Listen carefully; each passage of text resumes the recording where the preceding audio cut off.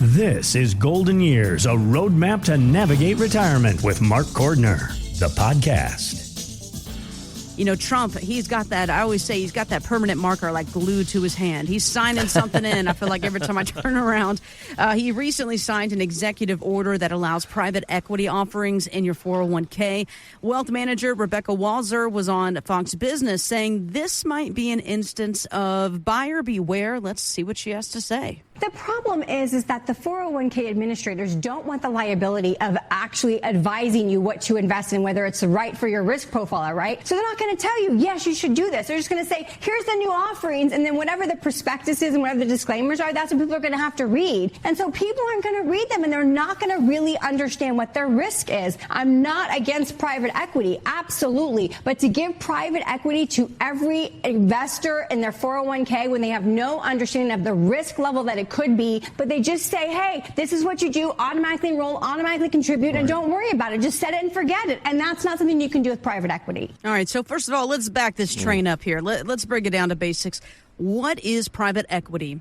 And do you think it should have a place within our 401k or retirement plans overall? Well, basically what we're talking about are alternative investments, because mutual funds have been the primary source of savings within 401k plans. And so as we know, mutual funds have been around since about 1930, and it's a way for people to pool their money together and choose different funds based upon their risk profile. So this idea of alternative investments is a concern, and I tend to agree with what this woman has said. Most people don't understand them.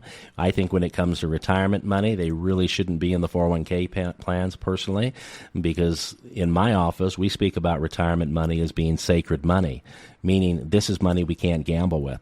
And I have no problem. I live in Las Vegas. I have no problem with people gambling with a portion of their money if that's what they choose to do with it. I personally don't gamble, well, except perhaps with some real estate purchases I've made, but I don't gamble in the traditional sense of going down, to the casinos, and I don't do that with my investments. I definitely don't do it with my retirement money. And so the flip side of this is a different kind of alternative investment that's been added to the 401k plans, which are annuities. Fixed annuities and fixed index annuities have been added in, and I think this is a wonderful thing because it gives principal protection, meaning this can be money outside of the market, which is totally safe. And what I find, having done, we do some retirement plans for companies. We're primarily dealing with individuals, but my experience is that a lot of people in the retirement plans really are looking for ways just to have that money be totally safe. And it's been hard to get that total sense of confidence in mutual funds historically. So I'm actually pleased that they are opening up perhaps the floodgates, as it were, with new products within 401k plans. But I think that there should definitely, as she says, come with some serious cautions in there. Because, again, to me, retirement money is sacred money. That's money that has to be secure, because the day will come when we cannot go back to work. It's almost half of Americans retire earlier than expected for reasons beyond their control, often healthcare related or perhaps because of a downsizing or a change in a particular industry. And so if you're forced out of the workforce prematurely and perhaps can't get back in, that money has to be safe. And so I get really anxious sometimes when I see people's 401k portfolios and realize, oh my heavens, they didn't have a clue what they were buying into. People that are 100% in the most aggressive funds possible, because all they've ever heard is, where can I get the sexiest returns? Mm-hmm. And so they just think, pedal to the metal, even though if there's a market downturn right before or right as they're retiring, that can have some permanently harming detrimental effects to the portfolio to the degree that you probably shouldn't have retired. So people really have to start thinking differently. So I would add one other caution in here, and that is that most people, when they reach the age of 59 and a half, can do what's called an in-service rollover, which means while they're still in the service of their employer, they can roll money out of their group 401k plan into an individual retirement account. Now, why would they want to do that? There's a whole bunch of reasons, but the biggest reason is in the individual retirement account world, in the IRA world, you have a whole universe of investment options, like the private equity she's talking about, but also like the guaranteed safe accounts that I've talked about, the principal protected accounts, to be more precise. And a portion of people's money should be allocated in places that typically are not available within the 401k plan. So I'm basically calling out to all those listeners who are age 59 and a half or older and saying, most of you have this opportunity in your 401k plan to roll money out and then take control not only of the investment choice, where your money's placed, but also in tax strategizing, like the Roth conversions, for example, and doing some healthcare planning. There's a number of things you can do with that money. So I guess to summarize, I'm happy that guidelines are being expanded. I think there should be some cautions with that, and I would encourage people to do what they can to be more safety-oriented the closer they get to retirement. So someone wrote into an advice column, and here's what they said. I said, I'm 90 years old. I have $1.5 million still in my IRA. My RMDs are killing me. And this year it's $123,000. 85% of my Social Security is being taxed. What am I going to do here? Is it too late for a Roth conversion, Mark? Oh, no, it's not too late. And I love this question because even though on its face a 90-year-old may think, I don't want to deal with this stuff, I think it's the same principle that I bring out to people in their 50s and 60s who come to our classes down at the college, these free adult education classes that we do. Many people say, I don't want to do a Roth conversion because it's going to take me a certain number of years to recover what I had to pay out in taxes. And I would say that traditional way of thinking is wrong because the government, the IRS, has always had a lien against our retirement accounts if it's tax-deferred money, like this 90-year-old woman. And so the reason she's being subjected to required minimum distributions, she's being required to take a minimum amount out each year, is because she never paid the government off, and they're tired of waiting for their piece. And so she actually put herself in this situation by not paying the government off earlier. And she must have a good-sized portfolio to have 6 figures in required minimum distributions. So my question to her would be, are we thinking just about your lifetime, or are we thinking about your kids or maybe grandkids? Because if we're thinking about others beyond ourselves, then the question is, do you want to leave money to them taxably or tax-free? If you want to leave money to your kids and grandkids tax-free, then it often makes sense for us to pay the tax in retirement when we're in a probably lower tax rate than our higher earning kids, in their working years. And so I love the question because it forces people, or it should force people, to think beyond themselves and to think about others. But there's also things she can do like qualified charitable distributions and stuff we don't need to get into right now, but there's charitable things she can do with that money to avoid the required minimum distributions.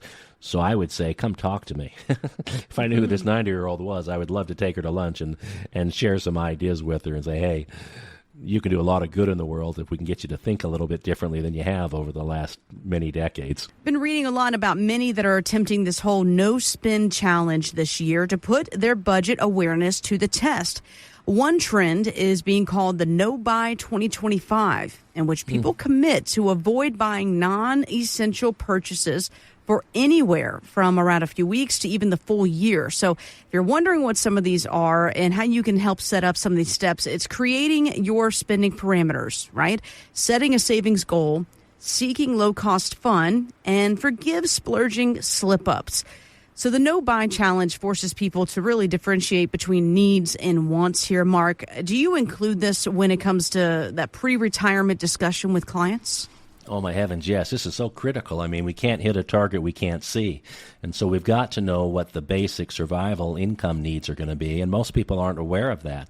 So that's part of our discovery process with clients, is helping them understand what do you need to survive. Then the next level up is, what are some of the niceties in life, some of the extra quality of life things? And then the last question are, what are the luxuries that you may want and can you afford to get there? But you've got to start by knowing what our expenses are, and it is difficult nowadays. I think the bigger issue, I love this trend of people becoming more aware, maybe cutting back. Literally, my wife and I had this conversation last week. Last month was a stunningly expensive month. And, I pulled out the MasterCard. I've encouraged her to just use the MasterCard because everything's trackable that way. But I pulled it out and said, did you realize how many expenses, And it was a little, and I'm not knocking her because we're all subject to this, but it's become so easy to spend money. I mean, Amazon comes up often in our public adult education classes. People talk about how their spending has become more difficult. They're spending more than they realize because it's just so convenient. I've actually had difficult conversations with women in their 70s who they're widowed and they become lonely, and sometimes they use Amazon as kind of a comfort mechanism, and they start spending. Yeah. And so I tease my wife that her boyfriend, the Amazon driver, apparently came today because he's visiting the house more than I am, and she usually bruises me when I say things like that. It offends her greatly, as it should, but it is too easy to spend money. And so this awareness, the increased awareness, whatever it takes, if that's as extreme as, freezing the credit cards, getting them out of reach, then do that if that's what you need. But definitely in that 5 years prior to retirement, we've got to start we have to practice living on what our expected income will be. And for some people, that's a very, very difficult thing. I mean, literally, I had this conversation last week with a couple who they've done relatively well preparing for retirement, but he actually should retire now, probably earlier than he wants to. He wants to work a couple more years. But I kept asking the question, what are your expenses? Fortunately, they don't have a mortgage, but they didn't know what their expenses were. And I said, let's start there. Let's figure out what your expenses are going to be, because we will structure an income plan that will assure the dignity that you want. Your basic needs will always be met. And then the rest of the money, we'll invest that in a way so that the quality of life goals can also be achieved. But I'm not trying to make you rich. I'm trying to guarantee you won't become poor. That's my goal. It's your dignity at the end of the day. So spend or not, you just got to figure out what your needs are. Needs versus wants. That's probably the greatest challenge in life, is how much is sufficient for my needs? I love that question. How much is sufficient for my needs? The stock market continues to dance around with record highs. So what's next? Well, here's portfolio manager Katie Stockton on CNBC. Honestly, a sell-off would be pretty healthy in the big scheme of things because it presses the reset button, because it helps the trend not get too steep. Because what happens when you get a very steep uptrend, and arguably we're getting kind of close to that, is that the way it's sort of resolved is in pretty dramatic fashion. And that would suggest that we could use a pullback to sort of normalize the slope of the uptrend. All right, so this kind of makes me nervous. I mean, if you're close to retirement, a major sell-off could really put a dent in your timeline, especially if you have too much tied up in the market here. How do you reassess clients' risk exposure when the market is soaring to protect it for when the market goes down? Great questions. I believe in planning around things that we can control. And so I'm personally invested in the stock market. I believe my clients should be, because that's how we hopefully will outpace inflation over time. Inflation devalues our ability to purchase things, and so the cost of living doubles about every 20, 25 years. So we need to be able to have money growing against that. But this idea of trying to guess what the market's going to do or when it's going to do it, I really have a hard time with these kind of prognostications, people trying to kind of guess or crystal ball what's going to happen. And I would say generally the best thing people can do is plan in a manner that's not dependent on the market, so that your success doesn't depend on the market. And there's ways to do that. While the market should be part of your financial picture, it shouldn't be all of your financial picture, because, again, you and I don't individually control what happens in the market or when it happens. We know it's going to go up. We know it's going to go down. We just can't predict the timing of that. And timing is the bigger issue here that people overlook. It's when things go bad or when they go good that we can't control. And the problem is, as we retire, we have less time to recover. So, I'm almost 60, and I think differently than I did when I was 20, because I have less time to recover. And that's the biggest, I think, eye-opening thing that comes out of the classes we do with our clients, is we give real-life examples, and people realize that, oh, I've got to think differently. This really does need to be sacred money, my retirement money. I can't leave it just for the possibility of the greatest rate of return. I've got to implement some safety strategies. And so it's a two-pocket approach, as I always say. Some of your money has to be completely safe, some of it in the market. Let's look at your situation and see where you're at and where you probably should be, comparatively speaking. So we'd invite people to come in. If you don't know how much risk is in your portfolio, we can help you measure that. We can actually put a comparative score to it, from 1 to 100, how comparatively risky your portfolio is. And when we're talking about risk, we're talking about volatility, which means the ups and downs. We can help you measure that. Come visit with us. We do that as a free service for people. So you can then decide if we're a good fit for you or not to help you move forward.